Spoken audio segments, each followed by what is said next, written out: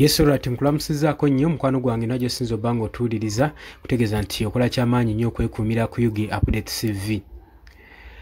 Muna FDC eyaliko omubaka wa Nakawa avuddeyo n'alabula gavumenti ng'agamba okutwayingisa ba civilian mu military court kabonera akalaga obwa dictatorship obwannakyemalira mu ggwanga era ng'agenze mu maaso n'okubalabula. Oli ku Yugi Update CV gwatanatwengako kirira wansi waliwo ekigambo subscribe kikoneko ojja kubosola bulungi nnyo otweyungako mukwano gwange gwali eyampuliriza. Abali emitala w'amayanja abali mu diaspora nammwe sibeerabidde mbalamusizaako nnyo nammwe mukola omulimu ogw'amaanyi okulaba nga mubeezaawo amayengo gano aga Yugi Update CV. Kakati former Nakawa MP Michael Kabaziguruka agenze mu maaso n'okwogera ku nsonga zino ezokukwatibwa n'otwalibwa oba n'otwayingibwa mu military court. Agamba nze n'experience nali njibeddeko era ng'eri dangerous. Kyabulabe nnyo okugezesa ba civilian mu military tribunals mu kooti. Agamba nga following a parliament okusinziira ku piteeka lye yayisizza Amendment Bill UPDF Act. Kabaziguruka agamba agenda maaso n'okulabula eggwanga lino. Agamba nti nno kino kye bagenda mu kintu ekiri dangerous ennyo kye batannamanya. Agamba wabadde ayogera ku interview ku NBS ku Force of Program. Kabaziruka Honorable Michael agamba era anyumiza olugero ng'agamba mu bwangu nnyo nga yakalondebwa era n'awangula mu parliament mu 2016 yatwalibwa n'akwatibwa ekitongole ekya poliisi n'atwalibwa ekireka. Awo nno gye yava n'atwalibwa mu maka ge n'ateekebwa under house arrest okumala ennaku 28. Olwo kyaggwa Honorable Mike agamba olwo n'avugibwawo n'atwalibwa e Makindye mu Magistrate Court. Awo nno we are facing General Andrew Guti oyo ne yamuintroducinga mu kooti era n'amuintroducinga nga Kabaziguruka nga chairman of military court era n'oluvannyuma yahandingibwa over mu Uganda prison. Agamba ekyasinga okunshookinga n'okunneewuunyisa ennyo oluvannyuma leeta yaleetebwa mu maaso ga General Court Martial. Mu kaseera ako nali nkyali new elected MP we Nakawa era saamanya na nsonga lwaki bantwayingisiza military court ate nga nze civilian era munnamateeka. Lwaki mbeera nga ntwayingibwa military court? Tewaliwo official explanation yonna yampeebwa ku nsonga eyo. Era n'ekirala nategeerera ku media nga report ezenge egamba nti yali alumirizibwa okubanga yagezaako okuoverthrowinga government ya Mwami Yoweri Kaguta Museveni. Yali agezaako kuyeekera government. Nga kooti negenda maaso n'omusango. Agamba yatwala obudde okunoonyereza constitution ya Uganda era najja ne conclusion ng'agamba General Court Martial tiyali court of judicature kwegamba tiyali court eri awo etuukiridde era tewali constitutional authority eganya ba civilian kutwayingibwa mu kooti eyo. Kabaziguruka agenda maaso n'okunnyonnyola ng'agamba military penals zaali zikulembeddwamu Andrew Guti, General Mulamba yalinga Ssaabalamuzi mu kooti eyo e Makindye. Era n'agamba nti no olw'okuba nti nno kooti eno eyali agikuliddemu yali General Mulamba kiraga nti nno tribunal eno yali irigo yali teri mu mateeka. mu nsonga ye zino nno lipooti Honorable Michael gy'atuwa yagitwalinga dda mu kkooti ensukkulumu era n'alulinga out omusango n'agusinga era ng'agamba nti kiyinzika kitya okubanga sooja asaavinga obusaavinzi agenda mu maaso n'okubanga alamula mu kakiiko mu kkooti y'amagye era kiyinzisa kitya okubeera nga omujaasi eyalayira maaso ga commander in chief ewa Mwami Yoweri Kaguta Museveni okusuubirwamu okubanga tuyinza omusuubiramu justice obwenkanya agamba tekisoboka omuntu erayira maaso ga chief commander in chief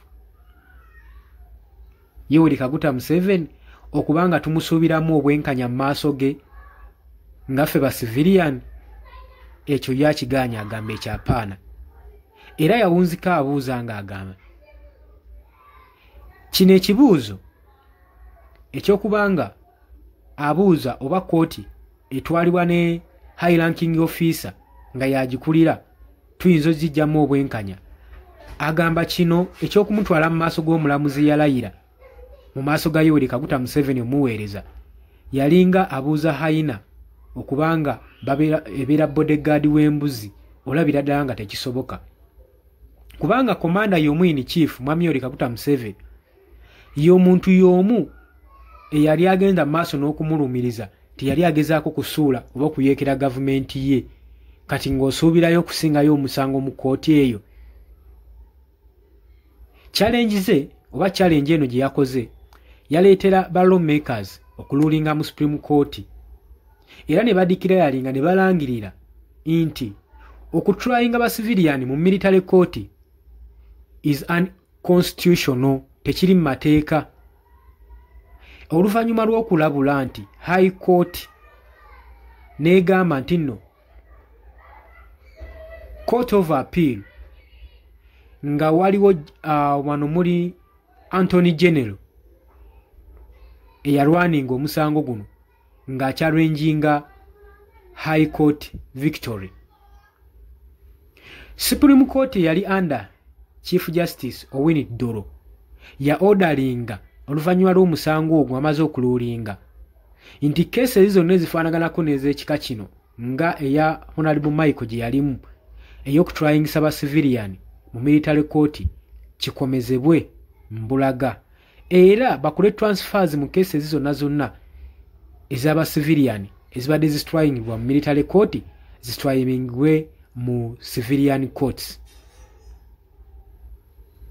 agamba eno ruling oba guno omusango teyali just victory gyali nti yafuna obuwanguzi wabula agamba eno victory yali ku bannayuganda bonna kubanga omuntu yenna kuffe asobola okubeera victim mu justice n'atryingibwa mu ngeri y'emu newankubadde ruling eno yagenda mu maaso Honorable Kabaziguruka agenze mu maaso n'okubanga afunamu okutya aga nti ekizibu kyekimu kikomyewo mu foomu empya ate nga kiyise mu parliamenti era nga kiganyiddwa n'ababaka aba NRM abapaasinze etteeka lino erya UPDF Amendment Bill Act liyisibwe era nga lirindiridde President Yoweri Kaguta Museveni okuteekako omukono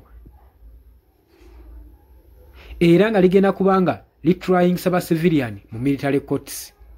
Honorable Michael yakkiriza agamba eno move gye bakoze y'okutryinga ba civilian military court temenya semateeka kyokka naye wabula it's a direct attack ku judiciary ku high court okusinzira ku article 92 stating a clear nti parliament tesobola kubanga eyisa tteeka okudefeatinga court ruling naye kino ekyalabiddwako kiri mu kuwawakanya amendment eyakolebwa eya act 92 kati amendment eya UPDF gye bakoze egezaako kubeera nga kwegamba ewakanyiza ddala kino ekyateekebwawo.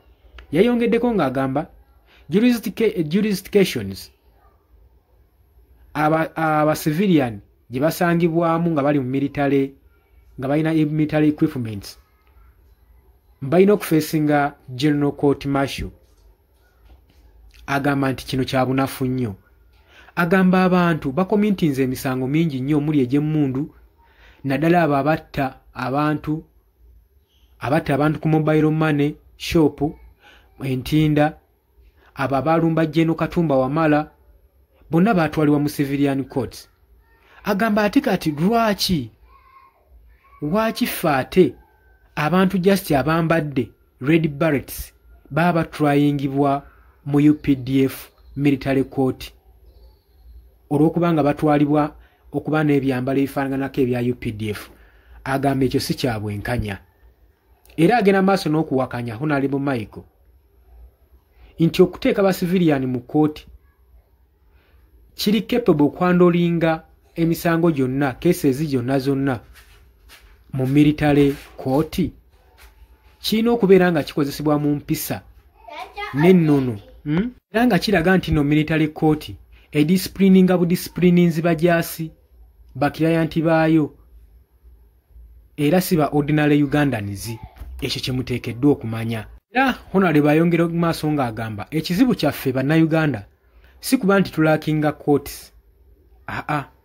Ekizibu kyaffe motive eri emabega w'okutryinga ba civilian mu military court kyekiri emabega waakyo. Era agamba kiri more about silencing political opponents than ensuring justice. Inti kisingako nnyo gwe n'okirowooleza okubanga just kutryinga ba civilian abali oba okusilentinga ba political opponents bannabyabufuzi okubasirisa abali ku ludda olw'opposition n'okuteekawo eddembe mu bantu obwenkanya.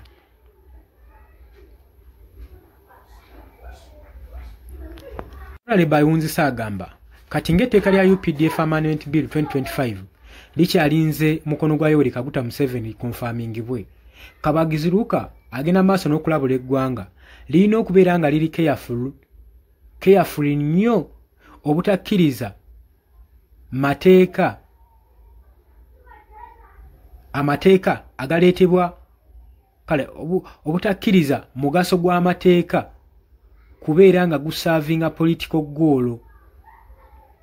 Kubanga kino singa banaakikkiriza tekijja kubeera kyangu kukivaamu era bannayuganda bajja kuba bali mu matigga. Oli ku Yugi Update TV kosinzo bango otuwuliriza kutegeeza gwe atannatweyungako kiriya wansi waliwo ekigambo subscribe kikoneko obeere ng'otweyungako. Mbaagaliza lunaku olulungi mweraba.